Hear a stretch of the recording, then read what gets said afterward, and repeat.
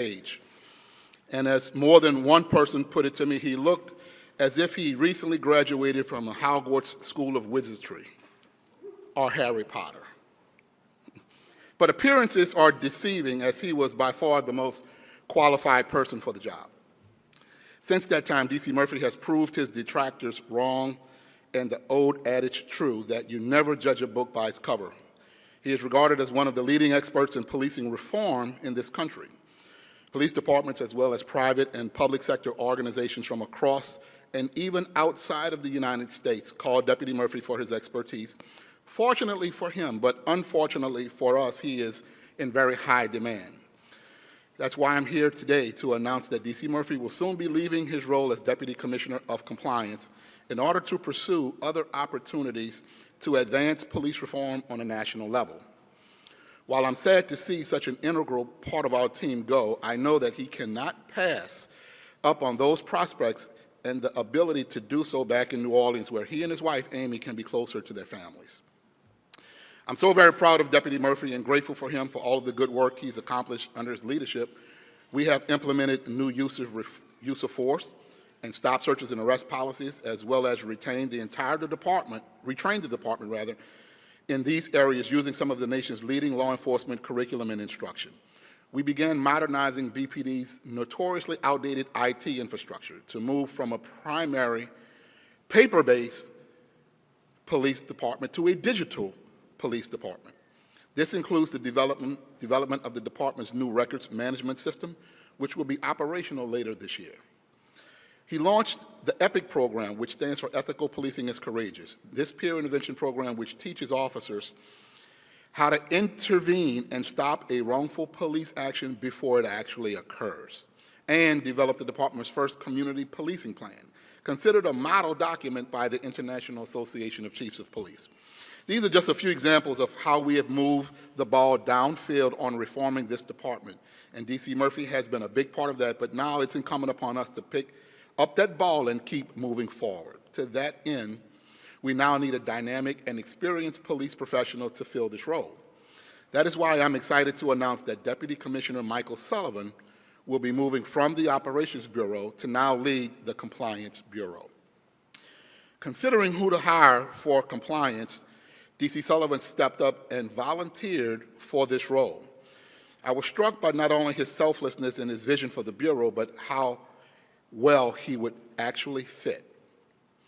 Nearly now 2 years ago, Deputy Sullivan came to the BPD to lead the Operations Bureau and its nearly 2,000 sworn and civilian members. He was already a highly qualified and sought-after professional, having served as the Assistant Chief of the Louisville Metro Police Department. With the same enthusiasm and determination as when he first relocated his family halfway across the country to take on operations, he now brings this to the Compliance Bureau. In his time here, he's worked alongside D.C. Murphy as a partner in implementing many of the department's reforms. Along the way, Deputy Sullivan has developed a good working relationship with our monitors, Judge Berdar, as well as the Department of Justice. One of the most important facts for me when I made this decision was under D.C. Sullivan's direction and planning, how the department handled the mass protest last summer in the wake of the killing of George Floyd. Protesters were able to exercise their First Amendment rights safely and without major incident. This was in stark contrast to much more violent and destructive demonstrations in other major cities, as well as to the civil unrest Baltimore experienced back in 2015. Now, there are many people who need credit for that fact, including our residents, activists, community, and faith leaders alike, and certainly the members of the Baltimore Police Department. But we also need to give credit to Sullivan, who made sure, as the monitors put it, to lower the temperature and avoid provocation. So Deputy Sullivan's performance during these protests is emblematic of why I chose him for this new role. I know that he'll bring the same sense of measure to helping us continue reforming the entire department, ensuring that we police constitutionally, fairly, impartially, yet proactively and effectively. However, by making this move, there is now a role to fill in the Operations Bureau. And so it is my distinct privilege to announce that I will be promoting a member of our own ranks and have selected Colonel Cherie Briscoe to be the Deputy Commissioner for Operations.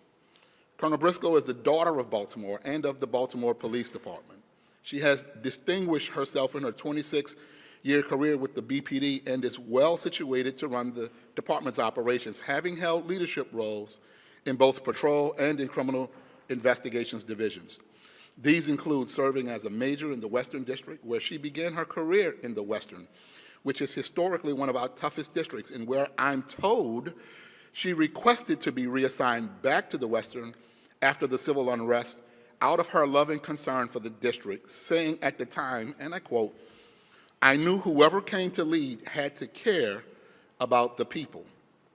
Now, to me, that's the definition of leadership, and I've taken notice of how she has exemplified it in every other position she served, including being the lieutenant colonel overseeing an area command of 3 patrol districts, and then a commander of the neighborhood services and special operations sections of the patrol division, and then most recently serving as chief of detectives. She's also a graduate of the prestigious FBI National Academy in Quantico, Virginia, which is a 10-week professional development residency program for police leaders from around the world, consisting of 250 countries. This type of command and executive management training is invaluable. It has been a personal priority of mine to make sure that we are properly cultivating the next generation of leaders in this department.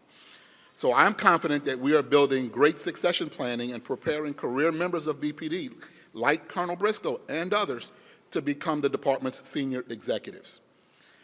I actually met Colonel Briscoe about a year before I moved to Baltimore. We were at a joint consent decree meeting in Chicago, where I was asked to teach the leaders of the Baltimore Police Department and the Chicago Police Department about what to expect with a new consent decree. A year later, upon moving to Baltimore, I received a call from the then superintendent of the Chicago Police Department, who told me he had been working with Colonel Briscoe and that she was a bright rising star in the BPD. Additionally, Chuck Wexler, the executive director of the Police Executive Research Forum, has known Colonel Briscoe for more than 5 years, where they first met when she was the commander of the Western District. He also met her at a professional development school at Harvard University, where she was representing the BPD. And then she traveled with him and other national leaders on an international trip to Scotland to learn about use of force, where she brought that information back and BPD implemented its de-escalation program called ICAT, one of the first in the country. Certainly, she is well suited for this role. Now, all of these personnel moves will take effect on June 1st, which gives us time to properly transition. We will be going through an application process to fill Colonel Briscoe's position, as well as all and other positions down the line, and there will be further personnel announcements in the coming weeks.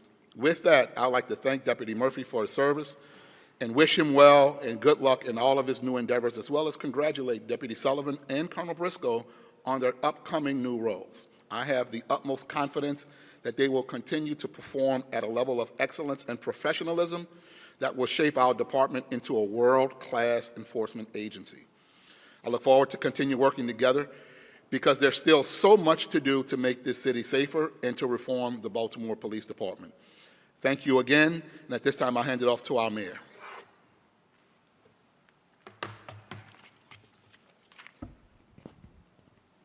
Thank you, Mr. Commissioner. I'm grateful for the contributions that Deputy Commissioner Murphy has made to the city of Baltimore. He and his team worked tirelessly to translate over 500, that's right, 500 reforms required by our consent decree into actionable police and culture change here in BPD. We are entering a critical stage of our consent decree implementation that requires precise execution of these new policies. I am also pleased that Deputy Commissioner Sullivan will be taking the helm at the Compliance Bureau and look forward to his continued service, especially coming from the operations side, where he will know better than anyone how to make the reforms go into practice. And while our reform efforts are and remain a priority, fresh leadership in our Operations Bureau is critical and critically important as we continue to fight violent crime in Baltimore. I am confident that Colonel Briscoe will thrive in this role, and she has 150% of my support. By charting a new course for policing, Colonel Briscoe can help us reduce violent crime in Baltimore while simultaneously making police reform a reality. The vast leadership experience and qualifications of Colonel Briscoe are unparalleled and speak for themselves, as you heard the Commissioner speak about. And we all understand what's at stake. Violent crime is our biggest challenge, and reducing it is a top priority for us. It's a priority simply because we can't thrive as a city when residents are not safe in their communities. But improving public safety and strengthening relationships with Baltimore residents starts at the top. It starts with leaders who are committed to a new culture and a new way rooted in integrity, and Colonel Briscoe is a leader of that ilk. She has been an incredible asset to the BPD, and I'm excited for her to serve as Deputy Commissioner of the Operations Bureau. I look forward to working with Colonel Briscoe and Deputy Commissioner Sullivan in their new roles under the Commissioner's leadership and reaffirming my office's commitment to fighting violent crime each and every day, strengthening accountability and oversight through our consent decree as well. The core tenets of government accountability, transparency, and service highlighted in our consent decree align with my vision and my expectations for all agencies. But we will not and we will never shy away from fighting violent crime here in Baltimore. I look forward to continuing to work together with Commissioner Harrison and the entire BPD as we chart this new course to work as partners to make our neighborhoods safer. Thank you.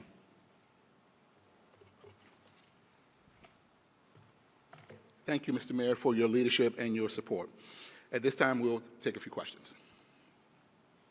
Commissioner Harrison, I want to talk to you about the new policy from the City State's Attorney's Office. We've heard from several people, community members and people who live in these neighborhoods, and they say that they are seeing open-air drug deals. Are you worried about this new policy making it more difficult for the police department to hold these people accountable in these communities? Well, we have been working under this new policy change since the beginning of COVID when she first enacted that policy change. And the department is aggressively going after traffickers and distributors of illegal drugs, and we make those arrests. And those arrests are being prosecuted. She and I have had these conversations. What we have noticed is that while this policy went into effect at the beginning of COVID, it did not make crime go up. It actually went down. Now, that being said, the concern is people who are addicts, people who actually need help. We want to give them the support they need and not necessarily enforcement from the police department. Where there are drug deals, we are actively seeking information and working to build criminal cases against those individuals every day, and those cases are being prosecuted. Are you worried about this making it more difficult to go after these criminals and prosecute them, though, if you're not looking at these drug dealers and on these street corners where it's happening in the open air? Well, we are looking at the drug dealers. I think the issue is not the drug dealers, it's the people who are in simple possession of drugs. Sometimes that could be the drug dealer, sometimes that's a person who perhaps is addicted to the drug, that's why they're out there buying it. But we are paying attention to drug deals. Open air drug air markets are important to us. We get those complaints every day, and we work with our commanders to make sure that we're investigating them and that when we can catch them, we're holding them accountable. It's not the drug dealers. It's the addicts that are not being prosecuted. Hi, Commissioner. In regards to the changes seen in the police department with the implementation of the consent decree, just the reforms that you wanted to make coming in, what have you seen positively that's changed, and what do you still think needs to be done? Well, I think we're all seeing culture change in the police department because we are still producing the same amount of work. We're still getting individuals caught with illegal guns off the street, though we need to get more. And what we're seeing is that even though we're doing more of that work, we're going after drug dealers, we're seeing fewer complaints of unauthorized or excessive force. We're getting fewer complaints about other things that happen, the legitimacy of those arrests. you're seeing improved performance and decreased complaints and uses of force. So the policy change, the practice, the training, we're starting to see some fruits of that manifest in the performance of our officers. I also have a question for the mayor. When you campaigned, since you've gotten into office, the big thing has been fighting violent crime, making people feel safer in their homes. How do you think this personnel change is going to align with that? Well, as I said before, the Colonel has all of my support. And when you grow up here, as the Colonel did, and when you have been impacted by violent crime in Baltimore, it's different. It's no disrespect to anyone else, but it's different when you've lived it. And having that cultural understanding of knowing how it impacts, knowing how violent crime impacts families for generations, we know this is the right move to make. But it's not just on one person. Again, you hear us consistently talk about working together with our partners here in BPD, our state partners, our federal partners, and also now the Mayor's Office of Neighborhood Safety and Engagement, which is right now doing something that has never been done in Baltimore before, and asking communities and citizens how they think and how they want to be involved in reducing violence in Baltimore. It's about working together. And we, as you know, one of our big things is going to be focusing on gun traffickers, something that we've never really done. We're the first city to have this tool that we have. Every mayor in the country is calling me, trying to get it. We're also going to go after those people. So we have to get out of this mindset that it's just a Baltimore issue, especially when 63% of the weapons that we found last year came from other states.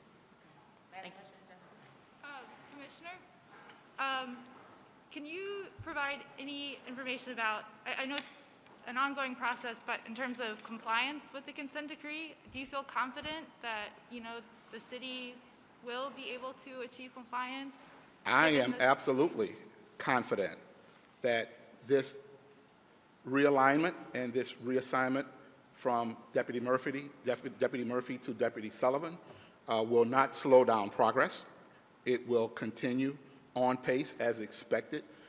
We have met with Judge Bredar about these changes, who has given us his support and his confidence as well. We're now in execution phase, and Deputy Murphy was instrumental in helping us build the infrastructure. Deputy Sullivan now has led two major operations in two major city police departments. He is absolutely the right person to help us now execute and hold people accountable for the compliance of our consent decree. What do you say to residents, though, who are looking for changes? I know that a lot of it has been policy changes now, but for people that are on the street, what can they expect? Well, like the first question, we're already demonstrating increased outputs or workflow by the members of the police department, while at the same time showing decreases in complaints from citizens, complaints by supervisors. So it's an improved performance. Now, we're working constantly to fix all the other social ills around the city to make sure that as the police department becomes more effective and efficient, that all translates into prevention of crime and reduction of crime.